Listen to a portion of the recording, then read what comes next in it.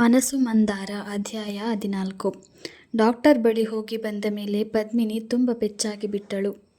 Doctor ಪ್ರೆಸ್ಸಿಲ್ಲಾ ನನಗೆ ಪರಿಚಿತ doctor ಆಗಿರುವುದರಿಂದ ನನ್ನ ಬಳಿ ಏನು ಹೇಳದಿರಬಹುದು. ನನ್ನಲ್ಲಿ ದೋಷವಿಲ್ಲದೆ ಇದ್ದಲ್ಲಿ ಪುನಃ ಟೆಸ್ಟ್ ಮಾಡಲು ಡಾಕ್ಟರ್ ಲೀಲಾಗೆ ಯಾಕೆ ಬರೆದು ಕೊಡುತ್ತಿದ್ದರು? ಈ ಯೋಚನೆ ಬಂದೊಡನೆ ಅವಳು ಎಲ್ಲದರಲ್ಲೂ ಆಸಕ್ತಿ ಕಳೆದುಕೊಂಡಳು. ಅವಳ ಅನ್ಯ ಮನಸ್ಕತೆಯನ್ನು ಪ್ರಮೋದನು ಗಮನಿಸುವಂತಾಯಿತು. ಒಂದು ವೇಳೆ ನನ್ನಲ್ಲಿ ದೋಷವಿದ್ದರೆ ಅತ್ತೆ ಸುಮ್ಮನಿರುತ್ತಾರೆಯೇ? ನನ್ನನ್ನು ಹೊರಗೆ ಹಾಕಿ ಮಗನಿಗೆ ಬೇರೆ ಮದುವೆ ಮಾಡುತ್ತಾರೇನೋ?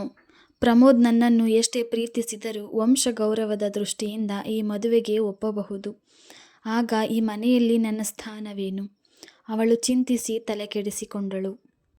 ಕೇವಲ ಯೋಚನೆಗಳಿಂದಲೇ ಅವಳ ಮೈ ನಡುಗುತ್ತಿತ್ತು.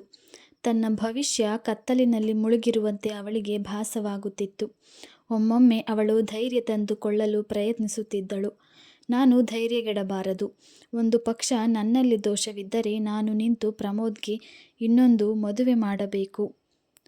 ನಾನು ಇಲ್ಲಿಂದ ದೂರ ಹೋಗಿ ಓದಿ ಕೆಲಸಕ್ಕೆ ಸೇರಿ ನನ್ನ ಕಾಲ ಮೇಲೆ ನಾನು ನಿಲ್ಲಬೇಕು ಎಂದುಕೊಳ್ಳುತ್ತಿದ್ದಳು. ಒಂದು ದಿನ ಅವಳು ಪ್ರಮೋದ್ನನ್ನು ಕೇಳಿದಳು, ರೀ, ಒಂದು ಪಕ್ಷ ನನ್ನಲ್ಲಿರುವ ದೋಷದಿಂದ ನನಗೆ ಮಕ್ಕಳಾಗದಿದ್ದರೆ ನೀವು ನನ್ನನ್ನು ಡೈವೋರ್ಸ್ ಮಾಡ್ತೀರಾ? ನನ್ನಲ್ಲೇ ದೋಷವಿದ್ರೆ ನೀನು ಡೈವೋರ್ಸ್ ಮಾಡ್ತೀಯಾ? ಎಂತಹ ಪ್ರಶ್ನೆ ಕೇಳ್ತಿದ್ದೀರಾ? ಮತ್ತೇನು ಪಮ್ಮಿ, ನಿನಗೊಂದು ಶಾಸನ ನನಗೊಂದು ಶಾಸನನಾ? ಧೈರ್ಯವಾಗಿರು. ನಿನ್ನಲ್ಲಿ ದೋಷವಿದೆ ಅಂತ ನಾನು ಡೈವೋರ್ಸ್ ಮಾಡಲ್ಲ, ಬೇರೆ ಮದುವೆನೂ ಆಗಲ್ಲ. ಅವಳಿಗೆ ಕೊಂಚ ಸಮಾಧಾನವಾಯಿತು. ಫಲಿತಾಂಶದ ದಿನ ಪರೀಕ್ಷೆಗೆ ಕುಳಿತಿರುವ ವಿದ್ಯಾರ್ಥಿನಿಯಂತೆ ಅವಳು ಚಡಪಡಿಸಿದಳು. ಬೆಳಗ್ಗೆ ಎದ್ದು ಸ್ನಾನ ಮಾಡಿ ದೇವರ ಪೂಜೆ ಮಾಡಿ ತಿಂಡಿ ತಿಂದಳು. ಇಳಿಯಲಿಲ್ಲ ತಿಂಡಿ ಗಂಟಲಿನಲ್ಲಿ. ಅಮ್ಮ, ನನ್ನ ಫ್ರೆಂಡ್ ಹೆಂಡತಿಗೆ ಹುಷಾರಿಲ್ಲ, ನಾವು ನೋಡಿಕೊಂಡು ಬರುತ್ತೇವೆ ಎಂದಷ್ಟೇ ಹೇಳಿದ ಪ್ರಮೋದ್. ಕೊಂಚ ದೂರ ಹೋದ ಮೇಲೆ ಡ್ರೈವ್ ಮಾಡುತ್ತಿದ್ದ ಪ್ರಮೋದ್ ಹೇಳಿದ, ಪದ್ಮಿನಿ, ಒಂದು ಮಾತು ಹೇಳಲಾ? ಹೇಳಿ. ಡಾಕ್ಟರ್ ಏನು ಹೇಳ್ತಾರೋ ತಿಳಿಯದು.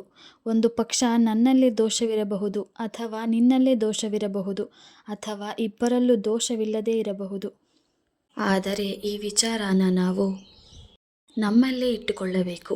ಯಾವ ಕಾರಣಕ್ಕೂ ಅಮ್ಮನಿಗೆ ಈ ವಿಷಯ ತಿಳಿಯಬಾರದು. ಅಮ್ಮನಿಗೆ ಗೊತ್ತಾದರೆ ಅವಳು ಎದೆ ಒಡೆದುಕೊಂಡು ಬಿಡ್ತಾಳೆ. ಅವರಿಗೆ ಗೊತ್ತೇ ಆಗಲ್ವಾ? ಹೇಗೆ ಗೊತ್ತಾಗುತ್ತೆ? ನಾವು ಹೇಳಿದ್ರೆ ತಾನೇ ಗೊತ್ತಾಗೋದು. ಸರಿ, ನಿಮ್ಮಿಷ್ಟ. ನಾನು ಯಾವ ಕಾರಣಕ್ಕೂ ಈ ವಿಚಾರನ ಯಾರಿಗೂ ಹೇಳಲ್ಲ.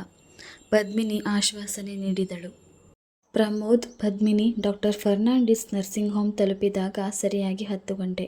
ಅವರು ಅರ್ಧ ಗಂಟೆಯ ನಂತರ ಒಳಗೆ ಹೋದರು. ಆ ವೇಳೆಗೆ ಡಾಕ್ಟರ್ ಲೀಲಾ ಕೂಡ ಫರ್ನಾಂಡಿಸ್ ಜೊತೆ ಬಂದು ಕುಳಿತರು. ಮಿಸ್ಟರ್ ಪ್ರಮೋದ್, ನಾನು ಹೇಳುವ ವಿಚಾರ ಕೇಳಿ ನಿಮಗೆ ಬೇಸರವಾಗಬಹುದು. ನಿಮ್ಮ ಪತ್ನಿಯಲ್ಲಿ ಪದ್ಮಿನಿ ಅವರ ಮಾತು ಕೇಳಿ ಬೆಚ್ಚಿದಳು. ಅವಳಿಗೆ ತಲೆ ತಿರುಗಿದಂತಾಗಿ ಭಾಸವಾಗಿ ಜೋರಾಗಿ ಕಿರುಚಿದಳು. ರಿಲ್ಯಾಕ್ಸ್ ಮಿಸಸ್ ಪ್ರಮೋದ್, ನಿಮ್ಮಲ್ಲಿ ಯಾವ ದೋಷನೂ ಇಲ್ಲ. ನಿಮಗೆ ತಾಯಿಯಾಗುವ ಶಕ್ತಿ ಇದೆ. ಆದರೆ ಮಿಸ್ಟರ್ ಪ್ರಮೋದ್, ನಿಮ್ಮ ಸ್ಪರ್ಮ್ನಲ್ಲಿ ಮಕ್ಕಳ ಜನನಕ್ಕೆ ಬೇಕಾದ ವೀರ್ಯಾಣುಗಳ ಕೊರತೆ ಇದೆ. ವಾಟ್? ಹೌದು ಪ್ರಮೋದ್, ನಾನು ಹೇಳ್ತಿರೋದು ಅಕ್ಷರಶಃ ಸತ್ಯ. ಪ್ರಮೋದ್ ಮುಖ ಬೀಳ್ಚಿಕೊಂಡಿತು. ಅವನು 2 ಕೈಗಳಲ್ಲಿ ತನ್ನ ತಲೆ ಹಿಡಿದುಕೊಂಡು ನೋ ನೋ, ಇದು ಸುಳ್ಳು ಎಂದು ಕೂಗಿದ. ಮಿಸ್ಟರ್ ಪ್ರಮೋದ್, ನೀವು ವಿದ್ಯಾವಂತರು. ಈ ತರಹದ ವಿಚಾರಗಳಿಗೆ ತಲೆಕೆಡಿಸಿಕೊಳ್ಳಬಾರದು. ಸಮಾಧಾನ ತಂದುಕೊಳ್ಳಿ. ನಾನು ಹೇಗೆ ಸಮಾಧಾನ ತಂದುಕೊಳ್ಳಲಿ ಡಾಕ್ಟರ್? ನನ್ನಿಂದ ಪದ್ಮಿನಿಯ ಬಾಳು ಹಾಳಾಗಿ ಹೋಯ್ತಲ್ಲ. ನೀವು ತಪ್ಪು ತಿಳಿದಿದ್ದೀರಿ. ನೀವಿಬ್ಬರು ಮನಸ್ಸು ಮಾಡಿದರೆ ನಿಮ್ಮ ಬಾಳನ್ನು ಸುಖಮಯವನ್ನಾಗಿ ಮಾಡಿಕೊಳ್ಳಬಹುದು. ಅದು ಹೇಗೆ? ಈಗ ಹೈದರಾಬಾದ್ನಲ್ಲಿ ಸ್ಪರ್ಮ್ ಬ್ಯಾಂಕ್ ಸ್ಥಾಪನೆಯಾಗಿದೆ. ಅಲ್ಲಿ ಆರೋಗ್ಯ ವ್ಯಕ್ತಿಗಳ ಸ್ಪರ್ಮ್ ಸಂಗ್ರಹಿಸಿಕೊಂಡಿದ್ದಾರೆ. ಅವರು ಯಾವ ವ್ಯಕ್ತಿಗಳಿಂದ ಸ್ಪರ್ಮ್ ಪಡೆದಿದ್ದಾರೋ ಅವರ ವಿವರಗಳನ್ನು ಬರೆದಿಟ್ಟಿದ್ದಾರೆ. ಅವರ ವಿವರಗಳು ಅಂದರೆ? ಅವರ ಬಣ್ಣ, ತೂಕ, ಗಾತ್ರ, ಎದೆ ಎಳತೆ, ಅವರ ಎತ್ತರ ಇತ್ಯಾದಿ ಎಲ್ಲ ಬರೆದಿಟ್ಟಿದ್ದಾರೆ. ಆರ್ಟಿಫಿಷಿಯಲ್ ಇನ್ಸೆಮಿನೇಷನ್ ನಿಂದ ನಿಮ್ಮ ಪತ್ನಿ ಮಗುವನ್ನು ಪಡೆಯಬಹುದು. ಹಾಗಂದರೆ? ಪದ್ಮಿನಿ ಕೇಳಿದಳು. ನಾನದನ್ನು ನಿಧಾನವಾಗಿ ಹೇಳ್ತೀನಿ ಎಂದ ಪ್ರಮೋದ್. ಅಥವಾ ಯಾವುದಾದರೂ ಸಣ್ಣ ಮಗುವೊಂದನ್ನು ನೀವು ದತ್ತು ತೆಗೆದುಕೊಳ್ಳಬಹುದು. ನಮ್ಮ ಮಕ್ಕಳನ್ನು ನಾವು ಸಾಕುವುದರಲ್ಲಿ ಏನು ಹೆಚ್ಚುಗಾರಿಕೆ ಇದೆ? ನೀವು ನಿಮ್ಮದಲ್ಲದ ಮಗುವಿಗೆ ಬಾಳು ಕೊಡಿ. ಅದಕ್ಕಿಂತ ಪುಣ್ಯದ ಕೆಲಸ ಯಾವುದಿದೆ? ಥ್ಯಾಂಕ್ ಯು ಡಾಕ್ಟರ್, ನಾವಿನ್ನು ಬರುತ್ತೇವೆ ಎನ್ನುತ್ತಾ ಪ್ರಮೋದ್ ಎದ್ದ. ದಾರಿಯಲ್ಲಿ ಇಬ್ಬರು ಏನೂ ಮಾತಾಡಲಿಲ್ಲ. ಮನೆ ಸೇರಿದೊಡನೆ ಪ್ರಮೋದ್ ಪದ್ಮಿನಿಯನ್ನು ಗೇಟಿನ ಬಳಿ ಇಳಿಸಿ ಹೇಳಿದ, ಪದ್ಮಿನಿ, ನಾನು ಆಫೀಸಿಗೆ ಹೋಗಿ ಬರ್ತೇನೆ. 5 ನಿಮಿಷ ಒಳಗೆ ಬಂದು ಹೋಗಿ. ಪದ್ಮಿನಿ ತನ್ನ ರೂಮು ಪ್ರವೇಶಿಸಿದಳು. ಗಾಯತ್ರಿ ದೇವಿ ಇರಲಿಲ್ಲ. ದೊಡ್ಡಮ್ಮ ಅವರು ಸ್ನೇಹಿತರ ಜೊತೆ ಹೊರಗೆ ಹೋದರು ಎಂದರು ಭಟ್ಟರು. ರೂಮು ಪ್ರವೇಶಿಸಿ ಪ್ರಮೋದ್ ಕೇಳಿದ, ಏನು ಪದ್ಮಿನಿ? ಅವಳು ಅವನಪ್ಪಿ ಜೋರಾಗಿ ಬಿಕ್ಕಿದಳು. ಅವನು ಅವಳ ಮಡಿಲಲ್ಲಿ ತಲೆ ಇಟ್ಟು ಗದ್ಗದ ಗಂಠದಿಂದ ನುಡಿದ, ನಾನು ಪಾಪಿ ಪಮ್ಮಿ, ನಿನ್ನ ಬಾಳು ನರಕ ಮಾಡಿಬಿಟ್ಟೆ. ಪ್ಲೀಸ್ ನೀನು ಹಾಗನ್ಬೇಡ ಪ್ರಮೋದ್. ನೀನು ನೊಂದುಕೊಂಡ್ರೆ ನನಗೆ ಸಹಿಸಕ್ಕಾಗಲ್ಲ. ಬದುಕಿರುವವರೆಗೂ ನಾವಿಬ್ಬರೇ ಇರಬೇಕಲ್ಲ ಪಮ್ಮಿ. ನಾನೇನು ಮಾಡಲಿ? ಅವನು ಮುಖ ಮುಚ್ಚಿಕೊಂಡು ಬಿಕ್ಕಿದ. ನೀನು ಅಳಬೇಡ ಪ್ರಮೋದ್. ಪ್ರಪಂಚದಲ್ಲಿ ನಮ್ಮಂತಹ ಜೋಡಿಗಳು ಅದೆಷ್ಟಿವೆಯೋ. ಜೀವನದಲ್ಲಿ ನಾವಂದುಕೊಂಡಂತೆ ಎಲ್ಲನೂ ನಡೆಯುವುದಿಲ್ಲ. ಕೊಂಚ ತಾಳ್ಮೆ ತಂದುಕೋ. ನಾನಿವತ್ತು ಕೆಲಸಕ್ಕೆ ಹೋಗಲ್ಲ. ಬಾ, ನಾವಿಬ್ಬರು ನಂದಿ ಬೆಟ್ಟಕ್ಕೆ ಹೋಗಿ ಬರೋಣ. ನೀನು ಕೆಲಸಕ್ಕೆ ಹೋಗಿ ಬಾ, ನಾವು ಇನ್ಯಾವತ್ತಾದರೂ ನಂದಿ ಬೆಟ್ಟಕ್ಕೆ ಹೋಗಿ ಬರೋಣ. ಕೊಂಚ ಹೊತ್ತು ನಾನೊಬ್ಬಳೇ ಇರಬೇಕು. ಪ್ರಮೋದ್ ಹೊರಟ. ಪದ್ಮಿನಿ ಪುನಃ ಕೂಗಿದಳು, ಬನ್ನಿ ಇಲ್ಲಿ. ಏನು ಪಮ್ಮಿ, ನೀವು ನನ್ನನ್ನು ತುಂಬ ಪ್ರೀತಿಸ್ತೀರ ತಾನೆ? ನಿಂಗೆ ಅನುಮಾನನಾ?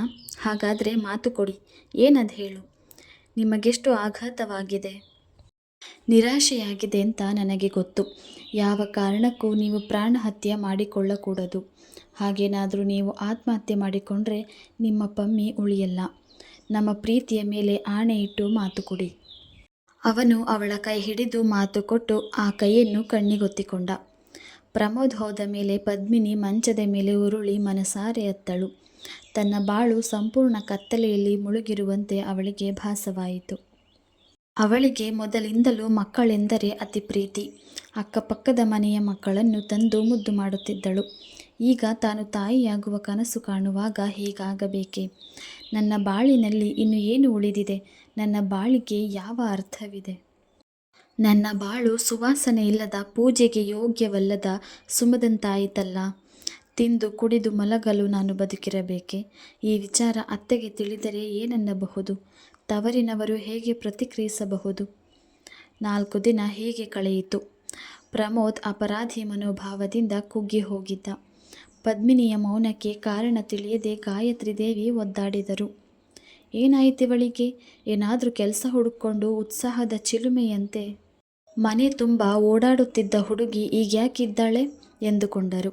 ಶನಿವಾರ ಸಾಯಂಕಾಲ ಪ್ರಮೋದ್ ಹೆಂಡತಿಗೆ ಫೋನ್ ಮಾಡಿದ. ನಾನು ಆಫೀಸ್ ಮುಗಿಸ್ಕೊಂಡು ಬರ್ತೀನಿ, ನರಸೀಪುರಕ್ಕೆ ಹೋಗೋಣ. ಮನೆಯಲ್ಲಿ ಅತ್ತೆ ಒಬ್ಬರೇ ಆಗ್ತಾರಲ್ಲ, ಚಿಂತೆ ಇಲ್ಲ. ಅವರ ಜೊತೆ ಮಲಗಕ್ಕೆ ಭಟ್ಟರ ತಂಗಿ ಶಾತಮ್ಮಂಗೆ ಹೇಳಿದ್ರಾಯ್ತು. ಪದ್ಮಿನಿ ತನ್ನ ಬಟ್ಟೆ ಬರೆ ಸಿದ್ಧ ಮಾಡಿಕೊಂಡಳು. ಪ್ರಮೋದ್ ಬರುವಾಗಲೇ ಶಾಂತಮ್ಮನನ್ನು ಕರೆತಂದ. ಅಮ್ಮ, ನಾನು ಪದ್ಮಿನಿ 1 ವಾರದ ಮಟ್ಟಿಗೆ ನರಸೀಪುರಕ್ಕೆ ಹೋಗುತ್ತಿದ್ದೇವೆ. ಶಾಂತಮ್ಮ ನಿನ್ನ ಜೊತೆ ಇದ್ದಾರೆ. ಆಫೀಸ್ ಯಾರು ನೋಡ್ಕೊಳ್ತಾರೋ? ಭಗವಾನ್ ಅಂಕಲ್ ನೋಡಿಕೊಳ್ತಾರೆ. ನಿನಗೆ ಆ ಚಿಂತೆ ಬೇಡ. ಗಾಯತ್ರಿ ದೇವಿಗೆ ಏನು ಹೇಳಲು ತೋರಲಿಲ್ಲ.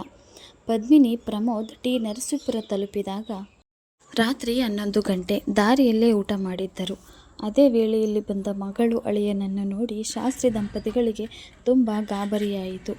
ಪದ್ಮಿನಿ ತಾಯಿಯನ್ನಪ್ಪಿ ಜೋರಾಗಿ ಅತ್ತಳು. ಯಾಕಮ್ಮ ಅಳು, ಏನಾಯಿತು? ನಿನ್ನನ್ನು ನೋಡಿ ತುಂಬ ದಿನಗಳಾಗಿತ್ತಲ್ಲಮ್ಮ, ಅದಕ್ಕೆ ಅಳು ಬಂತು. 1 ವಾರ ಸುಖವಾಗಿ ಕಳೆಯಿತು. ಪ್ರಮೋದ್ ಅವರನ್ನೆಲ್ಲ ದಿನಕ್ಕೊಂದು ಕಡೆ ಕರೆದೊಯ್ದ. 4-6 ಸಿನಿಮಾ ನೋಡಿದರು.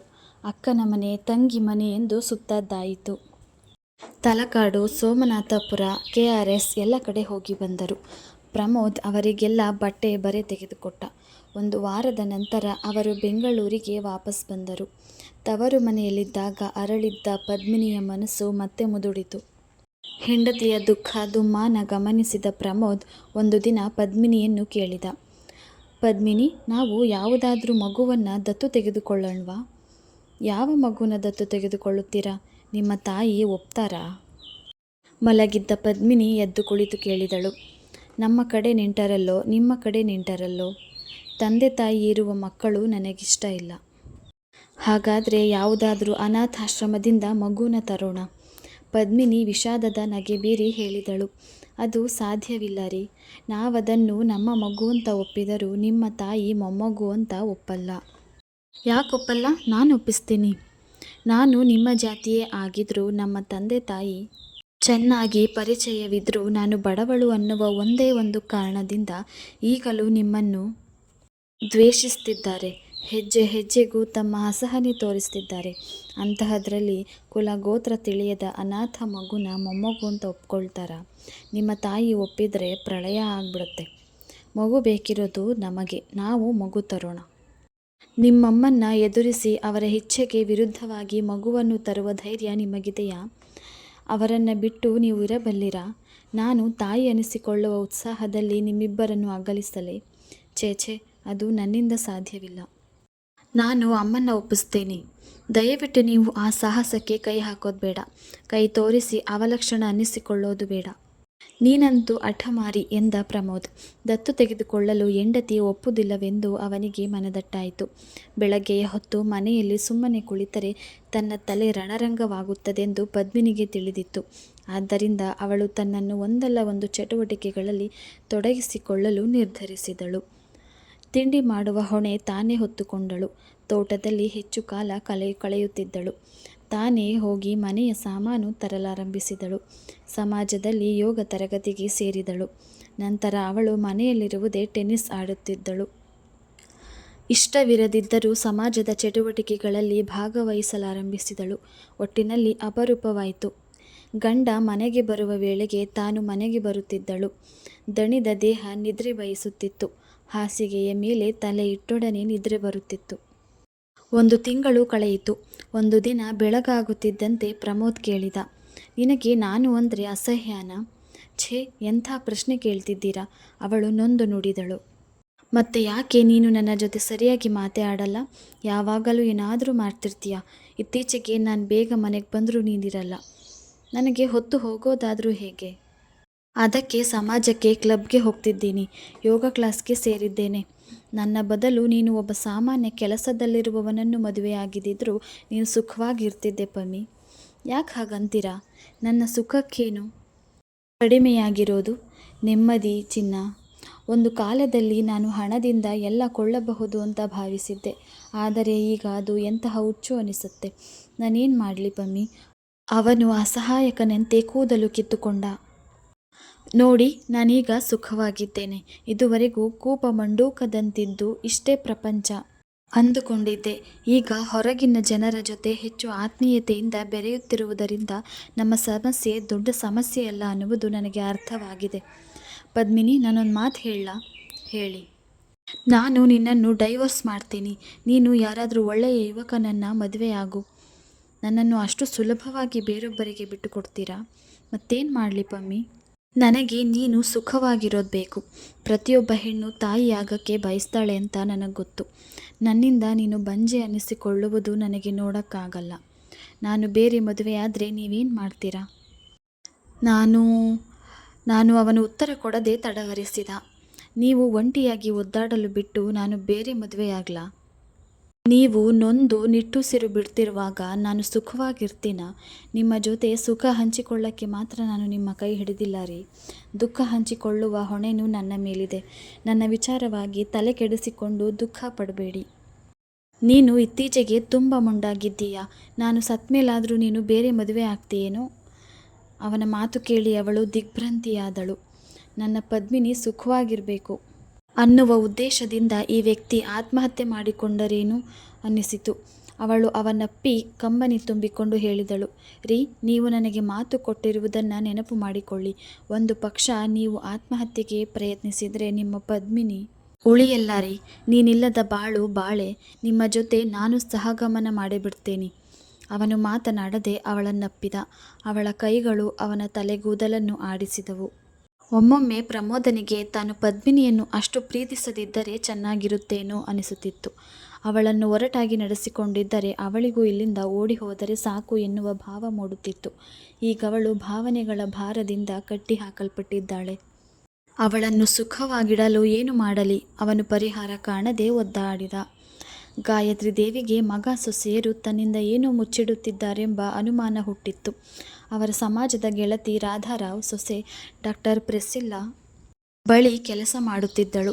ಅವಳಿಂದ ಪ್ರಮೋದ್, ಪದ್ಮಿನಿ ಡಾಕ್ಟರ್ ಪ್ರೆಸ್ಸಿಲ್ಲಾ ಬಳಿ ಹೋಗಿದ್ದುದು, ಪತ್ರ ತೆಗೆದುಕೊಂಡು ಡಾಕ್ಟರ್ ಫರ್ನಾಂಡಿಸ್ ಬಳಿ ಹೋಗಿದ್ದುದು ತಿಳಿದಿತ್ತು. ಅಲ್ಲಿಂದ ಬಂದ ಮೇಲೆ ಸೊಸೆಯ ನಡವಳಿಕೆಯಲ್ಲಿ ಬದಲಾವಣೆಯಾಗಿದೆ. ಅಂದರೆ ಅವಳಲ್ಲಿ ಏನೋ ದೋಷವಿರಬೇಕು. ದೇವರೇ, ಎಂತಹ ಸೊಸೆಯನ್ನು ನನ್ನ ಮನೆಗೆ ಕೊಟ್ಟೆ ಎಂದು ಒದ್ದಾಡಿದರು. ಸಂಚಿಕೆ ಮುಂದುವರಿಯುತ್ತದೆ. ನಿರೀಕ್ಷಿಸಿ.